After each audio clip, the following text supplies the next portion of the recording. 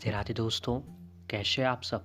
दोस्तों, हमारे YouTube channel पर आपका स्वागत है। हमारे इस चैनल को सब्सक्राइब कीजिएगा और हमारी इस वीडियो को लाइक शेयर और कमेंट ज़रूर कीजिएगा। दोस्तों, जैसा कि आप सभी लोग जानते होंगे कि अभी शारदीय नवरात्रि चल रहे हैं। अब दोस्तों मात्र 2 दिनों में से ही तो शारदीय नवरात्रि खत्म होने वाले हैं। दोस्तों, शारदीय नवरात्रि देवी दुर्गा के 9 रूपों की पूजा आराधना की जाती है और प्राचीन काल से ही नवरात्रि के आखिरी 2 दिनों यानी कि दोस्तों अष्टमी और नवमी तिथि के दिन कन्या पूजन करने का विधान है, क्योंकि कन्या पूजन करने के बाद जो दोस्तों नवरात्रि का व्रत सफल माना जाता है। देवी के भक्त 7 दिनों तक देवी की आराधना के बाद कन्या को देवी के रूप में पूजते हैं। लेकिन दोस्तों इस साल जो है दुर्गाष्टमी जो है 13 अक्टूबर बुधवार के दिन को पड़ रही है।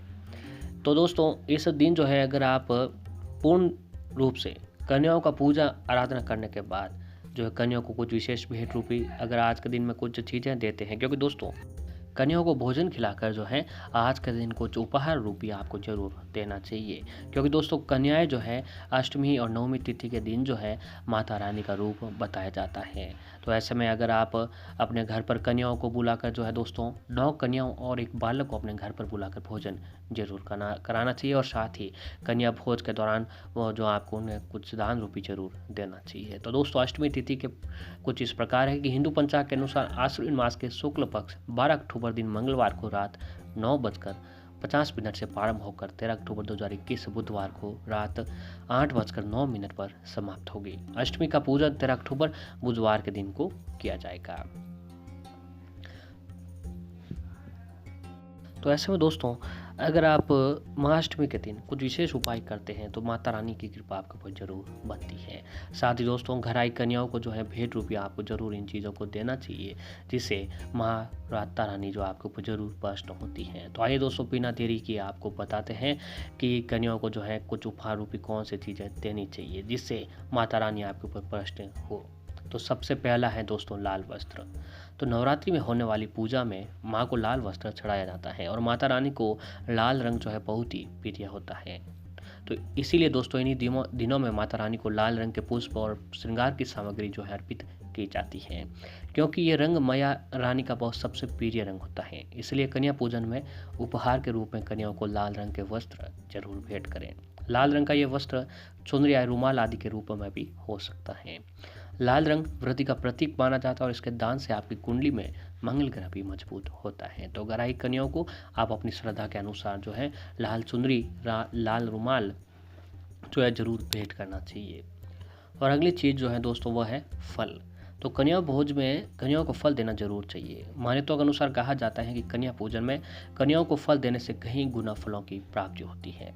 माता रानी भक्तों की सारी मनोकामनाएं पूर्ण करती है और ऐसा माना जाता है कि केले का फल विष्णु जी को बहुत ही प्रिय होता है और श्रीफल माता लक्ष्मी जी का प्रिय फल माना जाता है। तो इन दोनों का दान करने से घर में सुख समृद्धि का आगमन होता है। अब अगली चीज़ है दोस्तों वह है मिठाई।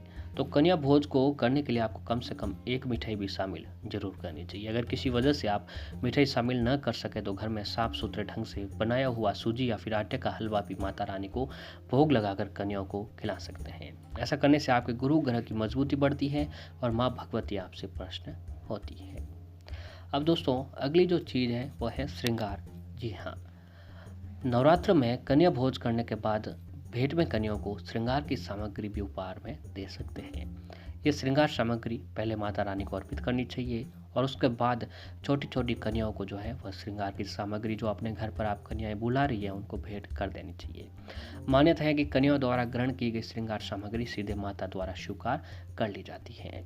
तो दोस्तों इस बात का ध्यान आप जरूर रखें कि घर आई छोटी बच्चों को श्रृंगार की सामग्री जरूर देनी चाहिए।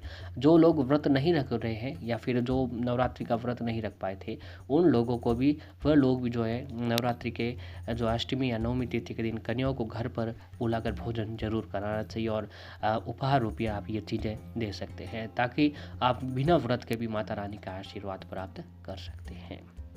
और अगली चीज़ है दोस्तों चावल अक्षत।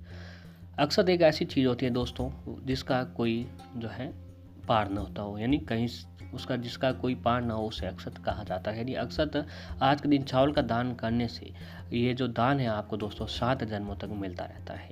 नवरात्रि में कन्या भोज के बाद कन्या को विदा करने समय कन्याओं को उपहार के साथ थोड़ा सा चावल और जीरा भी देना चाहिए। इससे आपके घर में संपन्नता बढ़ती है। दरअसल दोस्तों परंपराओं के अनुसार जब कन्या की शादी होती है, जब कन्या को विदा किया जाता है तो उसमें विदाई में उनको कोचा दिया जाता है, जिसमें चावल और गुड़ डालकर दिया जाता है। इसे कोचा भी कहा जाता है। और अगली चीज़ है दोस्तों धन। तो कन्या पूजन में कन्याओं को दक्षिणा के रूप में कुछ पैसे जरूर देने चाहिए। कन्याओं को दक्षिणा के रूप में जो है दोस्तों धन देने से घर में धन धान्य के भंडार भरे रहते हैं। इसमें दोस्तों आप अपनी श्रद्धा के अनुसार चाहे 1 रुपये का भी दान करते हैं तो भी आपके घर में माता रानी का आशीर्वाद जरूर बनता है। आप अपनी सामर्थ्य के अनुसार 11, 21 या फिर 51 रुपये का दान आज के दिन माता रानी को जरूर देना चाहिए। माता रानी की कृपा आपके ऊपर अधिक बनती है और माता रानी की कृपा से आपके जीवन में खूब सुख समृद्धि बनी रहती है। और ऐसे में दोस्तों जब बच्चे आपके घर पर आती है तो बच्चे जो है दोस्तों छोटी होती है, यानी वो 9 साल के लगभग घर पर आपको उन कन्याओं को भोज के लिए बुलाना चाहिए। तो दोस्तों ऐसी कन्या जो छोटी कन्या है वो पढ़ने लिखने जाती है तो उन कन्याओं को शिक्षा से जुड़ी सामग्री भी प्रदान की जा सकती है। इसमें pen, pencil, sharpener, rubber, copy और किताब शामिल है। ये सामग्री कन्याओं के काफ़ी लाभदायक मानी जाती है। और ऐसे भी दोस्तों कन्याओं को जो है खिलौना का बड़ा ही शौक होता है, इसलिए उन्हें घर पर बुलाकर खिलौना देना काफ़ी शुभ माना जाता है। और बच्चों को जो है आप डॉल देकर भी उन्हें प्रश्न करते हैं और अगर बच्चियाँ प्रश्न होती है तो माता रानी भी आपके ऊपर जरूर प्रश्न हो जाती है। और ऐसे ही दोस्तों अगर आप नवमी अष्टमी के दिन कुछ विशेष उपाय भी करते हैं तो माता लक्ष्मी जी आपके घर पर जरूर पधारते हैं, क्योंकि दोस्तों नवरात्रि के जो अंतिम दिन होते हैं इन दिनों में माता रानी सभी के घर में पधारती है। और जो भी जातक माता रानी को प्रश्न करने के लिए उपाय यातना साधना करते हैं माता रानी उनके घर पर जरूर पधारती है। तो आइए दोस्तों कुछ उपाय आपको बताते हैं जिन्हें माता रानी को आप प्रश्न कर सकते हैं। अगर आप घर पर कन्याओं को भोज के लिए नहीं बुलाते हैं फिर भी आप इन उपायों को करके माता रानी को प्रश्न कर सकते हैं। तो दोस्तों नवरात्रि की अष्टमी तिथि पर माँ दुर्गा को लाल रंग की चुनरी में सिक्के और बतासे रखकर जरूर चढ़ाएं। ऐसा करने से आपकी सभी मनोकामनाएं पूरी होती है। माँ अष्टमी के दिन कन्या पूजन का विशेष महत्व होता है। इस दिन 9 कन्याओं की पूजा कराने के बाद उन्हें जरूरत का सामान जरूर भेंट में दें। इससे माँ दुर्गा प्रसन्न होती है और आपकी सभी मनोकामनाएं पूरी करती है। घर में दोस्तों सुख समृद्धि बनाए रखने के लिए भी अष्टमी तिथि के दिन कई उपाय किए जाते हैं। तो इसके लिए दोस्तों घर में सुख समृद्धि शांति के लिए दुर्गा अष्टमी के दिन तुलसी के 9 दिए जलाएं, परिक्रमा करें। इससे घर के सभी रोग दोष का नाश होता है और परिवार में सदस्यों के बीच में प्रेम भाव बढ़ने लगता है। और साथ ही दोस्तों ज्योतिष शास्त्र के अनुसार अगर आपके घर में कोई दुख है या परेशानी है, दरिद्रता है, तो अष्टमी के दिन एक काम करें कि 11 पीपल के पत्तों पर घी सिंदूर से भगवान नाम का नाम लिखकर माला बनाएं और ये माला भगवान हनुमान जी को पहना दें। इससे आपके घर में सभी तरह की आपदाएं विपदाएं तुरंत वे खत्म हो जाती हैं और आपके ऊपर भगवान हनुमान जी की भी विशेष कृपा बनी रहती है। और ऐसे ही दोस्तों अष्टमी के दिन किसी सुहागिन स्त्री को लाल रंग की साड़ी, श्रृंगार का सामान भेंट करें। हो सके तो चांदी का सिक्का भी दें। ऐसा करने से आपके घर परिवार में सुख समृद्धि आएगी और साल भर जो है धन की आवक भी बनी रहेगी।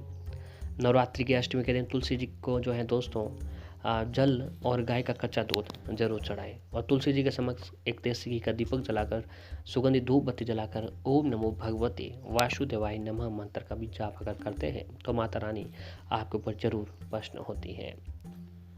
साथ ही दोस्तों आज के दिन घर आए जो भी आपके घर ब्राह्मण आते हैं, साधु आते हैं, उनको भूखे भोजन न भेजें, भूखे पेट उनको न भेजें, उन्हें अपने घर पर बुलाकर जरूर खाना खिलाना चाहिए। ऐसा करने से जो वो साधु संत आपको बड़ा ही दुआ देकर जाते हैं, इससे माता रानी प्रसन्न होती है।